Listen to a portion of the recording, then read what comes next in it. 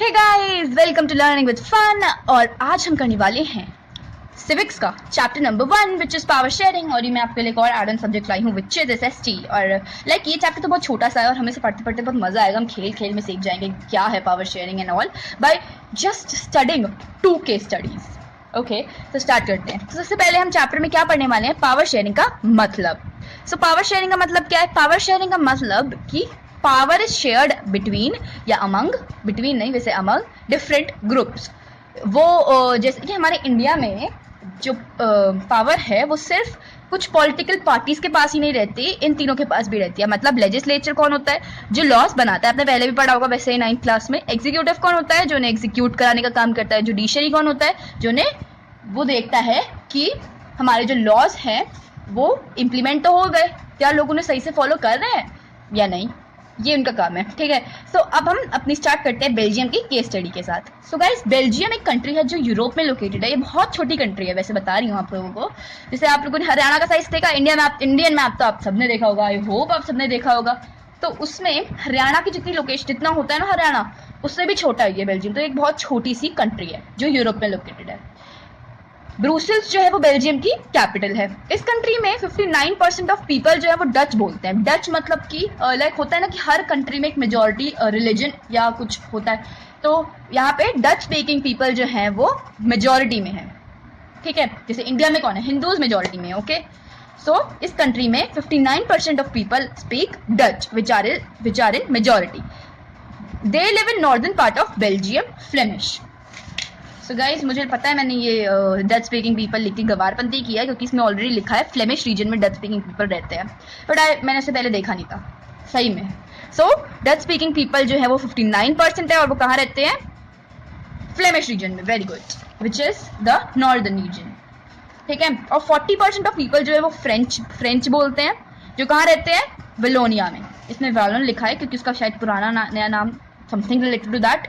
Wallonia region में, मतलब जो सदर्न रीजन है, ये जो आपको रेड रेड पार्ट दिख रहा है, यहाँ पे फ्रेंच स्पीकिंग पीपल रहते हैं। और ये जो आपको दिख रही है लाइन्स, यहाँ पे कौन रहते हैं? जर्मन स्पीकिंग पीपल, क्योंकि जर्मन स्पीकिंग पीपल ओनली 1% लोग ही हैं, तो इतनी जगह उनके लिए काफी है। एंड ब्रुसेल्स की बात करें, ब्रुसेल्स जैसा कि मैंने आपको बताया था वो वहाँ का कैपिटल है। तो आपको ये दिख रहा है ये बीच में जो इस ऑरेंजी कलर का, मैंने इसमें अपना हाईलाइटर चला के उसे पता नहीं कौन सी कलर का बना दिया है।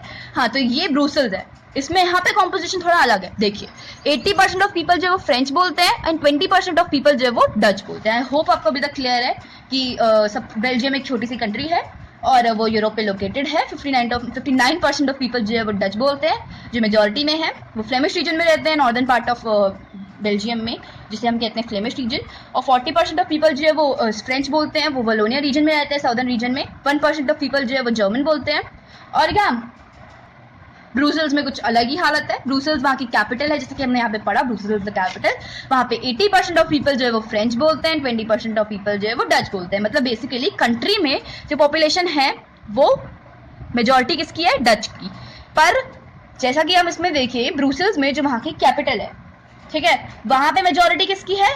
फ्रेंच की। और बेसिकली जो कंट्री में फ्रेंच पीपल ज्यादा रिच है, अमीर है।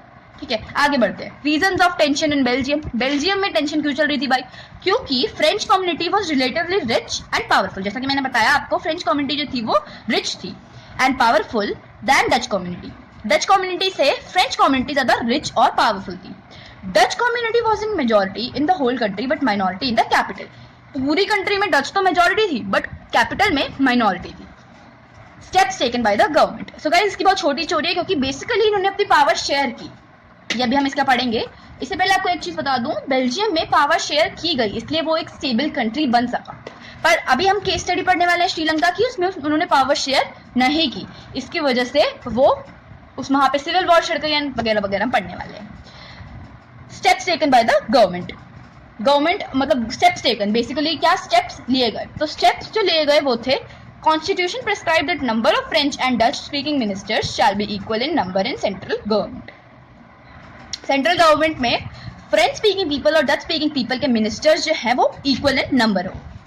Special laws required support from both the groups, one group can not take decision. जैसे आप डच हो, फॉर एग्जाम्पल आप डच हो, मैं फ्रेंच हूँ, तो जैसे अगर आपने एक लॉ मतलब एक लॉ इंप्लीमेंट होना है, आपने कहा कि हाँ होना चाहिए, मैंने कह दिया नहीं होना चाहिए, तो वो लॉ इम्प्लीमेंट ही नहीं होगा। दोनों साइड की मंजूरी, जब मैं भी कहूंगी हाँ वो लॉ इम्प्लीमेंट होगा और आप भी कहोगे हाँ वो लॉ इम्प्लीमेंट होगा, तभी वो लॉ जो है वो आगे इम्प्लीमेंट किया जाएगा। अगर आपको वो लॉ सही लग रहा है तो दोनों ग्रुप्स की मंजूरी जो है वो किसी भी पर्टिकुलर लॉ के लिए, स्पेशल लॉज के लिए जरूरी है। पावर जो थी वो सेंट्रल गवर्नमेंट की स्टेट गवर्नमेंट को दे दी गई। ब्रुसेल्स जो है, ब्रुसेल्स की जो गवर्नमेंट है, Brussels also had equal representatives of both the groups. दोनों ग्रुप्स के इक्वल रिप्रेजेंटेटिव थे ब्रुसेल्स में भी। कम्युनिटी गवर्नमेंट एक अलग टाइप की गवर्नमेंट थी जिसे वो कहते हैं कम्युनिटी गवर्नमेंट, जिसमें वो culture, language and education both groups का देखा जाता है उसमें। सो आई होप आपको ये इतनी सी थी बेल्जियम की स्टोरी, आई होप आपको ये समझ आ गई होगी क्योंकि बहुत ईजी थी। पर यहाँ पे हमारी जो श्रीलंका की है वो थोड़ी अजीब है और थोड़ी बड़ी है। तो चलिए इसे पढ़ते हैं अब। तो गाइस देखिए, श्रीलंका जो है वो उसमें 74% ऑफ पीपल जो है वो सिन्हाला स्पीकर्स है। सिन्हाला स्पीकर्स मतलब बुद्धिस्ट लोग हैं। And 18% of peoples are Tamils.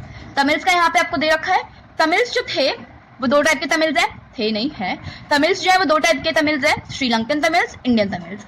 इन दोनों में से ज्यादातर रिलीजन क्या है उनका, हिंदूज एंड मुस्लिम्स। सो श्रीलंका में क्या है, 74% ऑफ सिन्हाला स्पीकर्स है जो बुद्धिस्ट है और 18% ऑफ पीपल जो है वो तमिल है। दो टाइप के तमिल है, Sri Lankan Tamils and Indian Tamils, जो दोनों मुस्लिम एंड हिंदू रिलीजन के हैं। 7% ऑफ पीपल जो है वो क्रिश्चियन है, जो दोनों लैंग्वेजेस बोलते हैं। प्रॉब्लम्स, अब प्रॉब्लम्स कैसे स्टार्ट हो आने, जो प्रॉब्लम्स क्या आने लगी, क्या हुआ आपने देखा, जैसे यहाँ पे मेजॉरिटी किसकी है, ऑब्वियसली सिन्हाला स्पीकर्स मतलब बुद्धिस्ट। तो क्या हुआ, एक 1956 में एक एक्ट पास हुआ जिसने सिन्हाला को उनकी ऑफिशियल लैंग्वेज ऑफ श्रीलंका बना दिया। मतलब कि सिन्हाला को वहां की ऑफिशियल लैंग्वेज बना दिया गया। गवर्नमेंट जो है उन्होंने सिन्हालास को जॉब्स एंड एडमिशंस में मतलब वो उन लोगों को जॉब्स और एडमिशंस इजीली मिल जाते थे, मतलब फेवरेबल थे वो उसके लिए, और उन्हें इजीली कहीं पे भी जॉब्स और एडमिशंस मिल जाते थे, उनके लिए छूट थी एक तरह से आप कह सकते हो। देन एक नया कॉन्स्टिट्यूशन आया जिसमें उन्होंने स्टेट किया that government shell protect and foster Buddhism, मतलब कि बुद्धिज्म को बढ़ावा दिया, बुद्धिज्म को प्रोटेक्ट करेगी, बुद्धिज्म को सपोर्ट करेगी एंड ऑल। बुद्धिज्म कौन लोग थे, Sinhala. I hope that it's clear. Impact on Tamils, Tamils पे क्या इम्पैक्ट किया, it increase the feeling of alienation, मतलब कि लोनलीनेस, मतलब उन्हें लगा कि गवर्नमेंट तो हमारे बारे में कुछ सोच ही नहीं रही है। Second point, they felt that the government and major parties don't care about their language and culture, मतलब कि जो गवर्नमेंट है और मेजर पार्टीज हैं उनकी लैंग्वेज और कल्चर पे ज्यादा ध्यान नहीं दे रहे हैं, उनको ज्यादा केयर नहीं दे रहे हैं, मतलब लाइक उन पे बेसिकली उनकी केयर नहीं कर रहे हैं, उनके बारे में सोच नहीं रहे हैं। ठीक है, let's underline it first. They felt that government and constitution denied them right to equality, मतलब उन्हें right to equality नहीं मिल रहा है, उन्होंने ऐसा सोच लिया। ठीक है, अब आगे क्या हुआ देखते हैं। Reactions of Tamils and it's results, अब तमिल्स का रिएक्शन क्या था और उसके रिजल्ट्स क्या हुए। Launched strikes for equal and made their own party, उन लोगों ने स्ट्राइक्स करनी स्टार्ट कर दी एंड अपनी पार्टी जो है वो बना ली। Their demands for autonomy and equality were denied, उनकी इक्वालिटी और ऑटोनॉमी की जो मांग थी उन्हें डिनाई कर दिया गया। कौन डिनाई करेगा, ऑब्वियसली सिन्हालास मेजॉरिटी में, तो उन्हें डिनाई कर दिया गया। They demanded for separate country, वो लोग अब ज्यादा हो रहा है कि वो लोग सेपरेट कंट्री मांगने लग गए। Then there was civil war and many people died and many people left the country. क्या हुआ, सिविल वॉर छिड़ गया, किसके बीच में, ऑब्वियसली सिन्हाला एंड बुद्धिस्ट की, सिन्हाला एंड बुद्धिस्ट लोगों के, बुद्धिस्ट और तमिल्स के बीच में सिविल वॉर छिड़ गया और बहुत सारे लोग उसमें मरे और बहुत सारे लोगों ने कंट्री छोड़ दी। Civil war caused terrible setback to the social, economical and cultural life of the country. अब सिविल वॉर हुआ तो बहुत कुछ खराब हुआ और फिर कंट्री थोड़ी सी, मतलब उसका जो थोड़ी खराब हो गई कंट्री, इकोनॉमिकल ग्रोथ जो है उसकी ऐसे गिर गई because of the war. Then in Belgium people shared power but in Sri Lanka did not share the power. Belgium में लोगों ने पावर जो है वो शेयर किया बट श्रीलंका में उन्होंने पावर शेयर नहीं किया। प्रूडेंशियल कॉस्ट देखते हैं। It reduces fight and conflict between social groups and ensures stability. तो अब अगर हम पावर शेयर करेंगे तो वो फाइट को रिड्यूस करेगा और कॉन्फ्लिक्ट्स जो है सोशल ग्रुप्स के बीच में उसमें स्टेबिलिटी आएगी। Moral, it is a very spirit of democracy. जो पावर शेयरिंग है वो वेरी स्पिरिट ऑफ डेमोक्रेसी है। ठीक है। टाइप्स ऑफ पावर शेयरिंग, कितनी टाइप्स की पावर शेयरिंग होती है? Horizontal power sharing, sharing of power executive, judiciary और लेजिस्लेचर के बीच में। I hope it is clear. Vertical division of power, दूसरी टाइप की होती है वर्टिकल डिवीजन ऑफ पावर। तीसरी टाइप की होती है power can be shared among different social groups, social groups के बीच में हो सकती है। And power sharing can also be seen in political parties, political parties में पावर शेयरिंग होती हुई दिख सकती है। जैसे कि कोई कोलिशन गवर्नमेंट होती है, आपने 9th क्लास में पढ़ा होगा कि जैसे कि अगर एक पार्टी है उसे अगर हाफ नंबर ऑफ वोट्स नहीं मिले, अगर वो मेजोरिटी में भी उसे हाफ नंबर ऑफ वोट्स नहीं मिले तो उसे किसी के साथ या तो उससे मिलना, मतलब कोलिशन गवर्नमेंट बनानी पड़ती है या री इलेक्शन होते हैं। तो इसलिए power sharing can be also seen in political parties.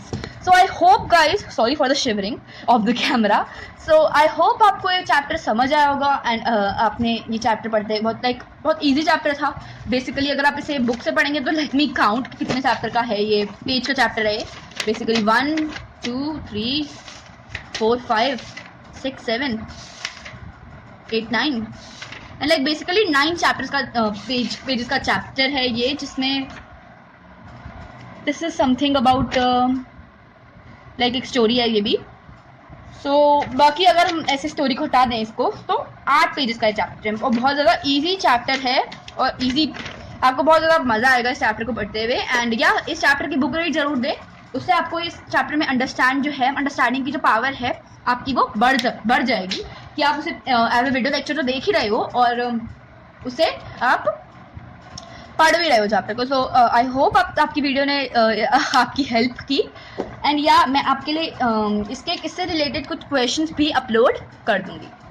सो या मिलते हैं अगले लेक्चर में and hope you are safe, stay safe, stay home, bye bye.